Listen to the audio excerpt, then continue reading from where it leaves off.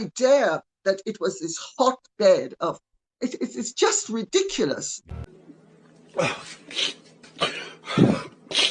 Also, if you listen to that program, and I've listened to it very carefully, the girls, for instance, one of them admits she was given £500 and she was given another £500. What did she think she was being given that money for? I don't know. And also, who ever heard of anybody who was going to work in an office who's going for a medical examination? First of all, I should make the point, if the company is sending you, you have agreed that the results go to the company. What do you mean by that? That's how it works. You know, you don't go for an examination to a doctor and the company at the company's behest and the company's paying, and the company doesn't get the results. Fact.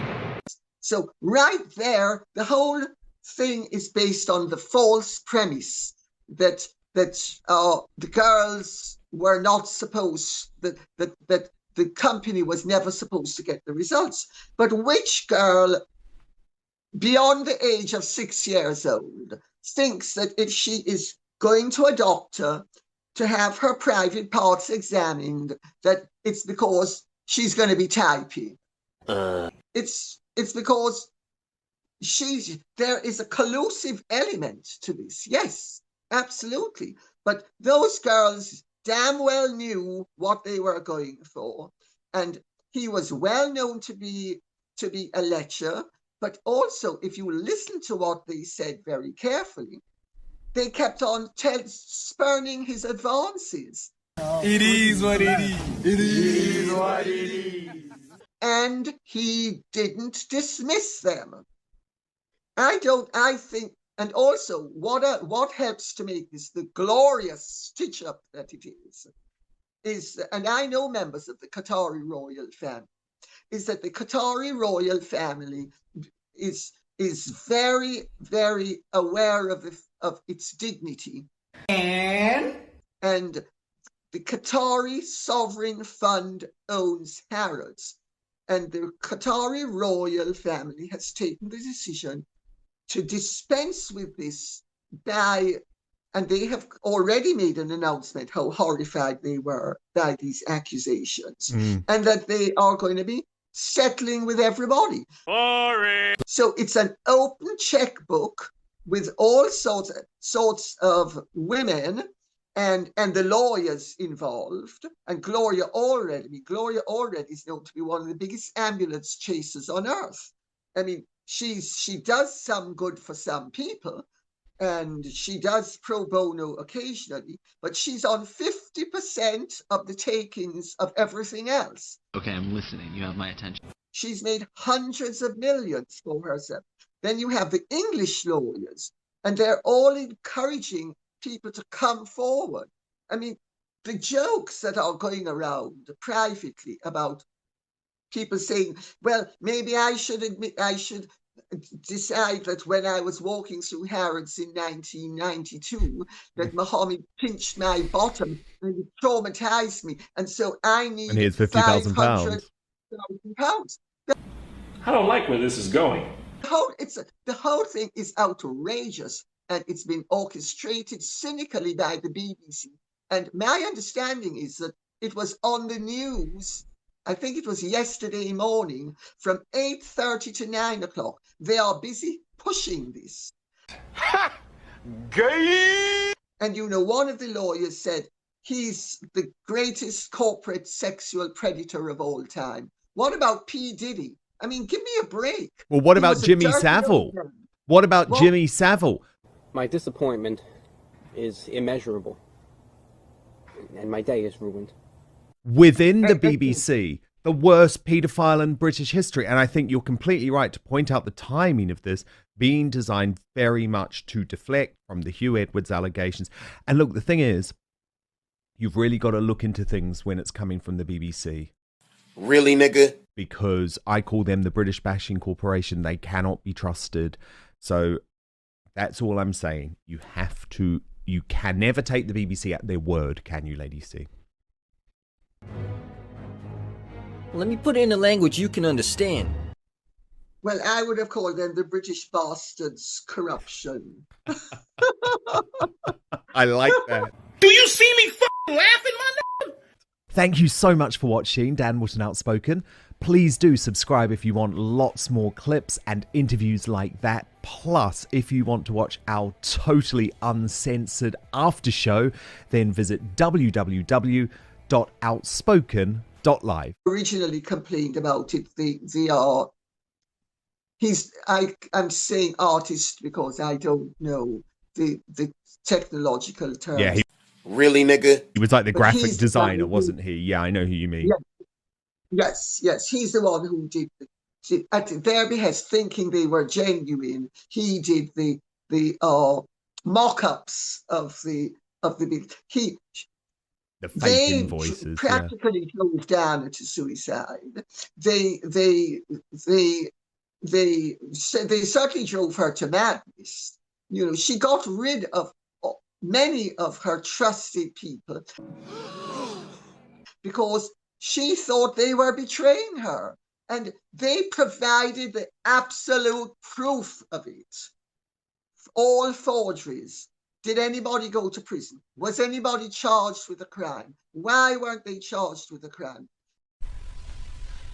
I don't know. I'll tell you part of the reason why they weren't charged with a crime. One of the former BBC top guys who did something with me here about a year and a half ago, he said the fact of the matter is that large part of the BBC is run by MI5 and MI6. What do you mean by that? And that's the reason why they are able to get away with everything with impunity, because so many members of the BBC, not all, and the rest of them are so woke and left-wing and anti-establishment and anti the old established order. They are in the process of trying to create their new establishment, which is very woke, very left-wing, very right-on, very, well, of course, if we're white, we've got to be middle class, but we've got to be brown and black as well. Boring. And you know, let in all the illegal immigrants. And why should the ethnic Britons be at the front of the queue when we have to show the world how wonderful we are? And at least we show each other. Is he all right upstairs? And so there's a whole recalibration of this society that's been going on. And to a large extent, the BBC is up to hair in it. And so there's that. And they knew that the Hugh Edwards thing was going to be particularly damaging. What? And what did they do?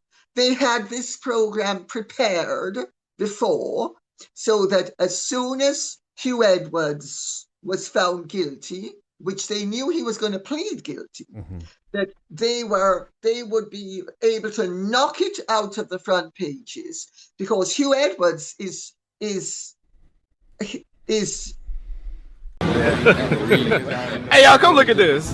a BBC person with no links to the royal family, but Mohammed Fayed had links to the royal family, and not only through Dodi, because he was for years. You could do so. You want supported the Windsor horse trials. I've been to them. I've seen him beside the Queen. Friends of mine were in the carriages with all of them. We do not care. You know, so they actually, a lot of them are pretty anti-royalist. Wow. It's their dream come true, because not only do they then create something about the old established order and the corruption of the old established order, when nobody's more corrupt than the BBC. And they've orchestrated this whole thing. And now poor Annie Coxon is they're going after her. What? But I'm going to make one or two legal points where Annie Coxon is concerned.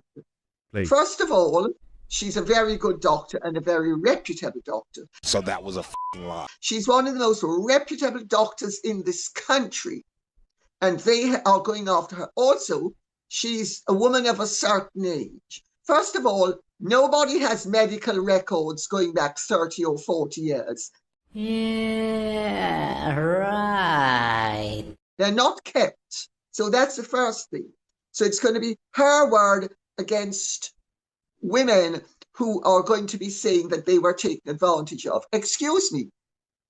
I worked at Harrods. Okay.